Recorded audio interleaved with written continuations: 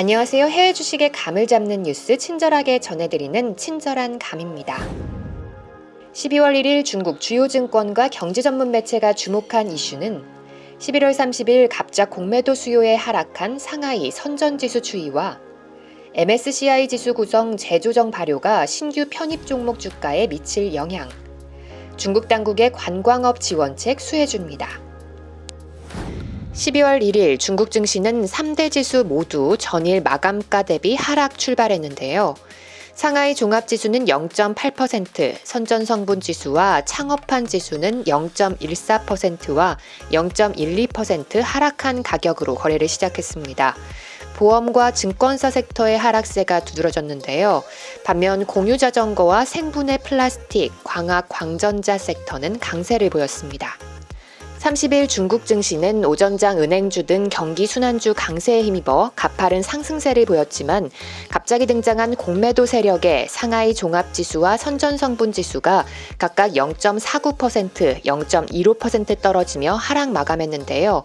차이나 A50 지수와 홍콩 항생지수도 큰 폭으로 하락했습니다.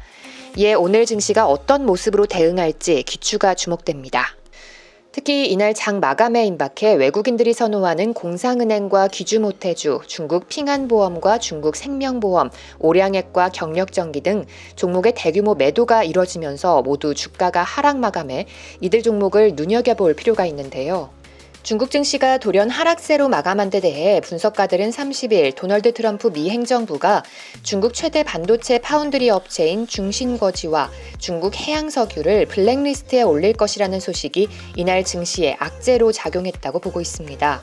이 소식이 전해진 후 홍콩에 상장된 중국 3대 국영 석유 기업 중 하나인 중국 해양석유의 주가가 폭락한 것이 30일 오후 홍콩 항생지수와 A주 증시 하락에 영향을 미쳤다는 분석인데요.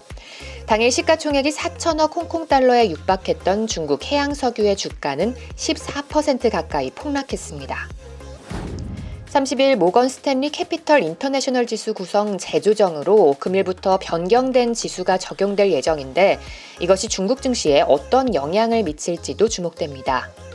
이번 MSCI 지수 조정으로 인공위성을 이용한 위치와 시각 결정 시스템인 위성 항법 시스템 업체 북두성통과 금 채굴 회사인 적봉황금 등 39개 종목이 지수에 편입됐고 강제 생산업체인 안강뉴스틸, 순수 전기차 완성차와 부품 제조업체인 베이징 자동차 엔펑을 비롯한 32개 종목이 편출됐습니다.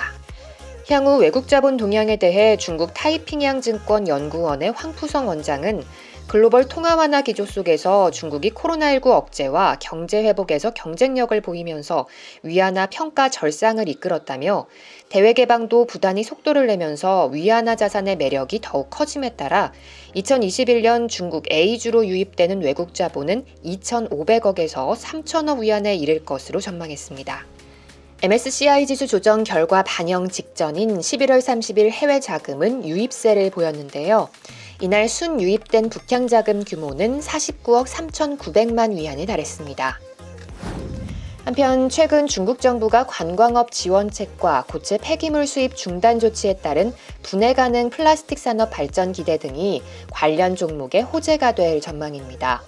현지 시간으로 11월 30일 밤 중국 문화관광부가 인터넷 기술 적용 심화를 통한 관광업 질적 발전 방안을 발표하고 2025년까지 중국 국가지정 4A급 이상 관광지 등의 스마트화 구조 전환을 실현하겠다고 밝힌 건데요.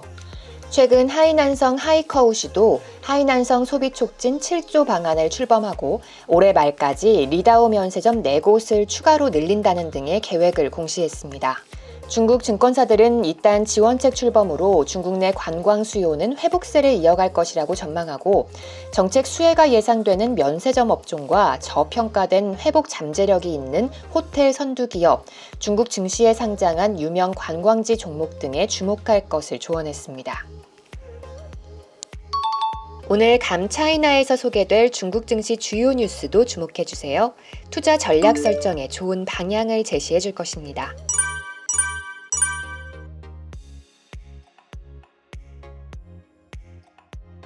내일도 해외 주식의 감을 잡는 친절한 뉴스로 돌아올게요.